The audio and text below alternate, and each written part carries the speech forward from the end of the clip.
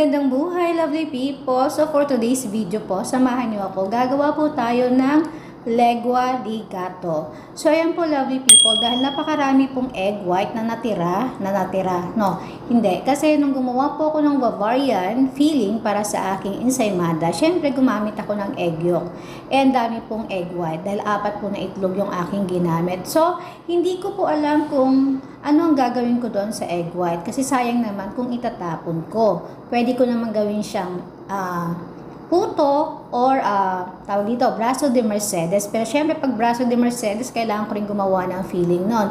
So ito na nga po, lovely people. Itong cookies na ito, natikman ko ito sa atin dyan sa Pinas, lalo na dyan sa parte ng Laguna. Doon ko po yan na madalas nakikita sa mga, may mga shop po doon, mga pasalubong, yung mga ganyan. So itong cookies na to, medyo pricey siya kasi masarap po talaga siya. At ayan nga po, shout out nga po, lovely peeps, hindi po sa akin ang original na recipe na ito. Siyempre, bago ko po ito ginawa, nag-research po ako, nag-search ako sa YouTube. No, napakaraming lumabas na legua di gato. At dahil po ako ay isa sa mga followers niya at sobrang natutuwa po ako sa mga vlogs niya, sa kanyang mga tutorial, kasi po, nandun po yung sense of humor niya. Hindi ka po talaga maiinip kapag po siya ang nagtuturo doon sa kanyang mga ginagawa. So, ayan po. Dito po sa legua di gato, ayan, hindi ko mabigas. Gagamit lang po tayo dito ng butter, sugar, cake flour or all-purpose flour. At syempre, ang pinaka-main ingredients niya is yung ating egg white. So, yun lang po yung ating ingredients dito. Kung ang butter na ginamit nyo ay salted butter, wag na po kayong maglagay ng asin.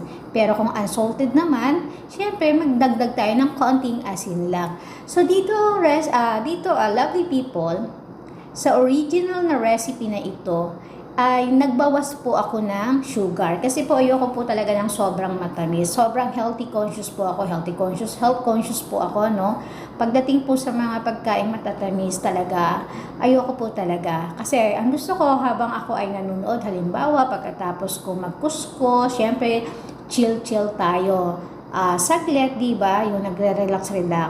Gusto ko yung inangat ako, hindi po ganun katamis na ang sakit na sa lalamunan ko. Gusto ko yung makakarami ako ng kain. Ganun. Hindi naman. Pero talagang ayoko po talaga ng sobrang matamis. Yung tama lang.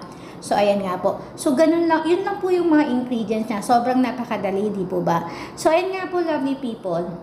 Habang ginagawa natin ito, kukwentuhan ko na lang muna kayo, ayan, para naman hindi kayo mainip at antokin dyan, ayan, di ba? So, hindi na ako maglalagay ng background music kasi kung minsan, hindi ko alam kung ano yung mga music na nailalagay ko, no? Nasi-CPR po ako, so para makaiwas naman tayo. So, ito na nga po, lovely peeps. Ito ay, nung ginawa ko ito is last week pa. So, ngayon ay naglalagay na lang po ako ng voiceover, gano'n. So, Monday po ngayon, kahapon ay Sunday, syempre, day off ko po. So, nag-day off ang Konya. Pero hindi po talaga totally na day off is na relax. Kasi po, nung Saturday, syempre, gumawa po ako ng mga paninda ko. Ubi, cheese, ensaymada po. So, i-deliver ko po yon sa isang shop. Ayan po, may kumukuha na po sa aking shop ngayon. So, maaga po ako umalis kahapon ng bahay. 7 o'clock kailangan umalis na ako. Syempre, kailangan ma-deliver ko kaagad yung order ng shop, di ba? Para ma-display niya kaagad doon sa kanyang, syempre sa kanyang tindahan. So, pagdating ko po doon, syempre, sarado pa po yung mall. Syempre, doon ako papasok, syempre sa likod, doon sa mga pasukan talaga ng mga staff nung mall na yon, ano? So, syempre, nakapasok naman ako kasi sabi ko, maghahatid po ako nung pagkain, yan. So, medyo yung salita ko, syempre, hindi naman English kasi po yung guard doon is hindi makaintindi. Pero hindi po ako ganun kagaling. Basic lang po yung alam ko. So, pagdating po doon, syempre, nandun na yung mag-asawa, nagluluto na po sila ng mga menu nila for that day na ititinda, syempre, na sa maghapon. So, diretso na ako sa kusina kasi pwede naman po akong pumasok. So, grabe, busy na po yung mag-asawa. Sila lang po yung nagluluto kasi po ang helper nila is 10 o'clock pa po yung darating. Yun naman pong helper is dishwasher at saka po cashier. Ayan po. So, napaka-busy po ng ating dalawang kaibigan na yon. So, actually, ang isa doon, ang asawa na babae is Filipina and then yung lalaki po ay lokal. Ayan. So, sabi ko, if they need help ba, sabi ko ganun, no, char, English pa daw. So, sabi ko, kailangan nyo ba ng tulong? Ayan. So, ayun, pinresent ako talaga yung sarili ko, lovely people. Sabi yun nga, sabi kung pwede nga daw, oo, tulong. Talaga kailangan nila. Kasi sa ganong umaga kasi, wala silang makuhang helper na gustong pumasok ng ganun kaaga. Kasi po yung mag-asawa, pumupunta na po talaga ng shop is 4 o'clock ng umaga, no? Madaling araw. Kasi marami silang lulutuin eh. So, yun na nga po, tumulong-tulong ako. Naghiwa-hiwa po ako ng mga kailangan nila, nagagamitin doon sa kanilang mga menu na di ba, yung mga gulay lang naman kasi yung mga karne, hindi ko pa kabisado yung laki ng kanilang hiwa. Siyempre, ang gumawa naman noon is yung asawang lalaki, yung may-ari doon. So, yun na nga po, hiwa-hiwa at naman. Ngayon po, siyempre kailangan ng 10 o'clock, itong mag-asawa na ito, pupunta naman sa kabilang nila, kantin, sa school po. Ayan. So, syempre, ang may iwan na po doon sa kanilang shop is yung cashier at saka yung dishwasher. So, kulang pa rin sila ng tao. So, wala pong mag-iintindi, magsaserve ng mga food doon sa mga customer, ganun po. Kasi po dito sa kanilang isang canteen, meron din silang catering na gagawin. So, ayun nga po, dahil nandun po ako, ang sabi ng ating kaibigan, na kung pwede, doon ako sa kantin muna. Ayan, tumulong-tulong. Kasi yung asawa niyang lalaki ang sasama sa kanya. Ayan, pwedeng ako yung sumama. Pero alam mo, boring po kasi ako kapag wala akong masyadong ginagawa at nandun sa kantin. Actually, nung nakarang po, sumama na ako doon. Kaya lang inaantok po ako. Ayun, inaantok daw. So, ayun nga po, tumao po ako doon sa shop niya. Siyempre, nakakatuwa po kasi hindi ko naman ina-expect na bibigyan ako, ng bayad agad, ganun. Kasi nag-deliver lang naman ako ng tinapay. Yung pong pag-deliver ko ng tinapay, yung bumili lang siya sa akin is malaking bagay na po yun. So, ayun nga po, ako muna ang tumao doon sa pinakaharapan, syempre. Ako yung nagbibigay ng food doon sa mga customer, nagsiserve, gano'n. Syempre, nag-entertain na rin para yung ating mga customer maganda yung feedback, at para bumalik uli doon sa shop. So, yun na nga po ang nangyari, lovely people. At so, syempre nakakatuwa ng pagdating ng hapon, sabi ko, nagpaalam na ako kasi dumating na po yung mag-asawa din, galing doon sa kantin nga nila na pinuntahan. Dumating na rin, so nagpaalam na rin ako. At ang laki po nung natanggap ko, nabayad sa akin. Lovely people, nakakatuwa po. Kasi ayun nga, makakabili na ako ng mga gamit ng mga bata sa school. Yung mga notebook, diba, malapit na yung pasukan eh. At napakamahal ng mga bilhin. Nakapagbigay na po ako ng naunang pabili nila ng gamit. Yun po ay mga uniform pa lang. Ilan po yung anak ko na yon na kailangan nila ng uniform, diba? So, at hindi naman pwedeng isang set lang kasi mahihirapan naman yung mga bata tawag doon, maglaba after nung kanilang schooling. So, ito na nga po, lovely people, ang sinasabi ko sa inyong canteen doon sa school na yon is isang learning center po yun, Yun po ay pwedeng lahat na mag-aral doon kung ikaw ay OFW or ikaw ay mga residents na rin dito na gusto mo pang madagdagan ng knowledge mo, ang skills mo, pwede po yun.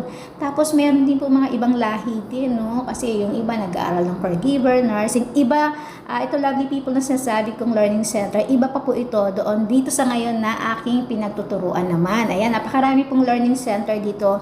Lovely peeps, na accredited naman sila ng mga natin, ng mga immigration natin dito na So, kumbaga allow. Kaysa naman ang iba naman talaga is, kasi karamihan sa mga OFW, di ba? Paglalabas, nagre-relax, di ba? Naghahanap ng mga lugar na pwedeng doon sila mag-stay para ma-relax-relax. Ang iba, syempre, ang ginagawa, namamay siya sa mga magagandang lugar, ayan, kakain sa mga masasarap na resto. So, respect natin yung ang bawat gusto ng mga ating mga kababayan. So, yung dito sa Learning Center, ang iba gusto magkaroon ng dagdag knowledge, dagdag skills, kasi ang iba iniisip nila, uuwi sila ng Pilipinas, ano ba yung pwede nilang inegosyo, simulan nila, di ba? At least kung meron silang mga additional na mga skills, madali na para sa kanila kung ano yung gusto nilang gawin pag uuwi na talaga sila. Pag for good na nga, ayun na nga, lovely people. So, ang ingay-ingay ko, ang dagal ko po yata. Siyempre, dapat wala tayong away-away, bati-bati lang, lovely people, good vibes lang tayo lagi. So, ito na nga po, lovely people, ayan, balik tayo dito sa ating Legua di Gato. So, nagpa-pipe na po ako. Hindi po ako ganun kagaling pa mag-pipe. Ayan, kasi first time ko lang itong ginawa. Lahat naman first time kong ginagawa, lovely people eh. So, kung bakit parang medyo napaka-perfect niya, kailangan lang kasi pagka gagawa tayo, lalo first time natin, i-absorb muna natin maigi yung method, yung procedure niya para kapag nag-i-start na tayong gawin ito, hindi tayo pumalpak ng husto. Pumalpak man, konti lang. Ayan, tulad nito, pumalpak ako sa pagpapipe ko. Dahil ang iba medyo maliliit, ang iba medyo malaki, malapad. So, ganun po. So, hindi ko pa makontrol yung paano ako magpapipe. Kaya, more practice pa syempre sa piping. Ayan.